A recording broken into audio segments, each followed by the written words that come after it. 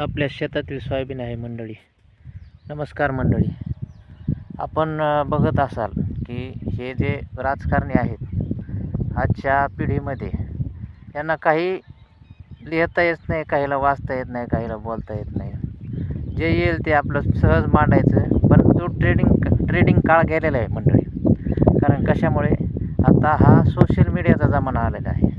याच्यामध्ये कॅमेऱ्याच्या कैद पूर्ण जग आहे आणि इथं तुम्ही खोटं बोलू शकत नव्हता. पहिल्यांदा काय आश्वासनं द्यायची आणि त्याच्यानंतर तुम्ही लोकांना सांगायचं मी असं करू, मी तसं करू. पण आता तुम्हाला इथून पुढं तुम्हाला प्रूफ लागन हे मी केलेलं आहे. खरंच विकास केला आहे आणि खरंच देशाची प्रगती केली.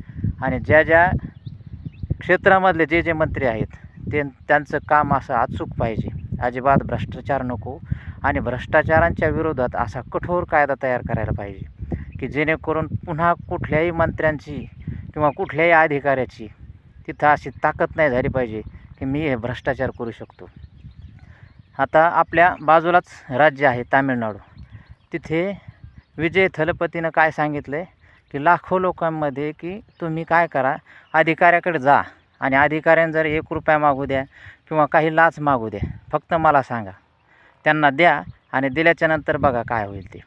कारण ते पूर्णपणे त्याला निलंबित करणार आहेत. असा त्यांनी लाखो समुदायासमोर हे मांडलेलं आहे. असा हा बदल व्हायलाच पाहिजे मंडळी. तरच ह्या देशाची प्रगती होईल आणि आपण एक दिवस हे जे अमेरिका म्हणतात ना नंबर 1ला आहे, तशा पद्धतीने भारत पण हा नंबर 1ला जाईल. पण त्याला बदल हवा आहे. धन्यवाद मंडळी.